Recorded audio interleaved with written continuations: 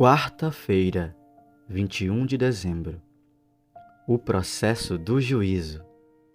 Verso para memorizar. É necessário que todos nós compareçamos diante do tribunal de Cristo, para que cada um receba, segundo o bem ou mal que tiver feito por meio do corpo. Segundo os Coríntios, capítulo 5, versículo 10. Subtítulo: O juízo executivo. Durante a Idade Média, havia uma forte tendência de se retratar Deus como um juiz severo e punitivo. No presente, a tendência é descrevê-lo como um pai amoroso e permissivo, que nunca pune seus filhos. No entanto, o amor sem justiça se transforma em caos e ilegalidade, e a justiça sem amor se torna opressão e dominação. O processo do juízo divino é uma mistura perfeita de justiça e misericórdia, ambas derivadas de seu amor incondicional. O juízo executivo é a intervenção divina punitiva, final e irreversível na história humana.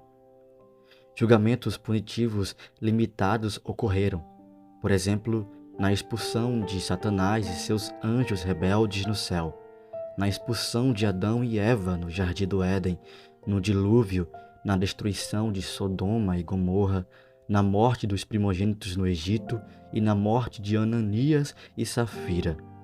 Portanto, não é surpresa que haverá um juízo executivo dos ímpios também no final da história humana.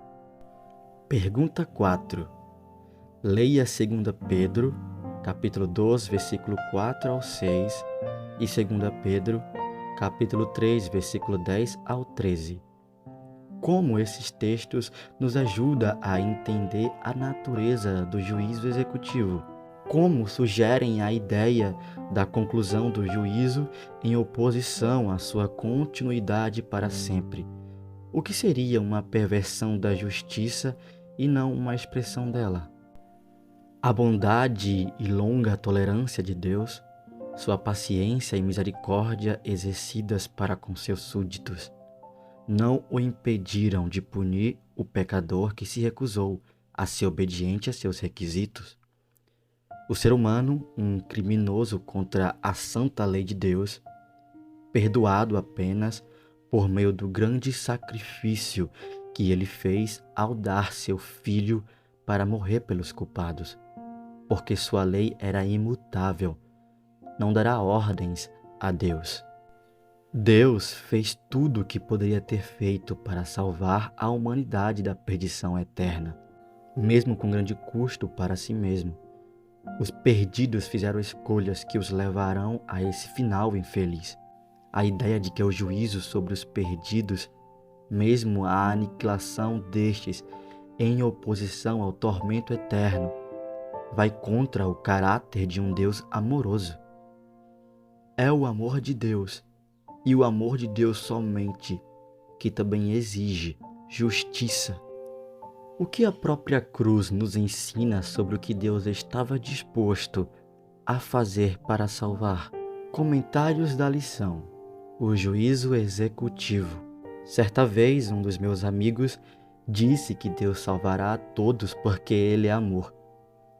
A única verdade que ele disse é que Deus é amor. No mais, tudo é uma falácia do inimigo de nossas almas. Se ele fosse apenas amor, seríamos igual à criança birrenta que, quando quer uma coisa dos pais e não consegue, começa a dar seu show e os pais acabam concedendo o que o filho quer, por amor. Se ele fosse somente justiça, Satanás teria razão em se rebelar, porque, de fato, Deus seria um tirano terrível e todos os serviriam por medo, e aquele que pecasse seria destruído imediatamente. No juízo divino, há uma perfeita harmonia entre justiça, misericórdia e amor incondicional. Afinal, Ele elaborou um plano de salvação e deu oportunidades iguais a todos os seres caídos.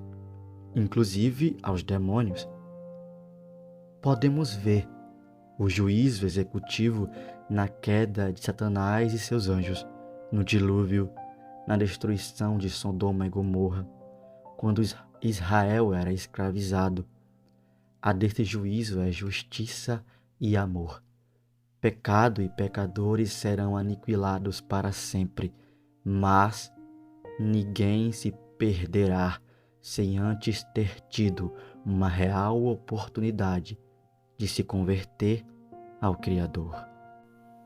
Para acompanhar de forma prática a lição da Escola Sabatina durante a semana, siga nosso canal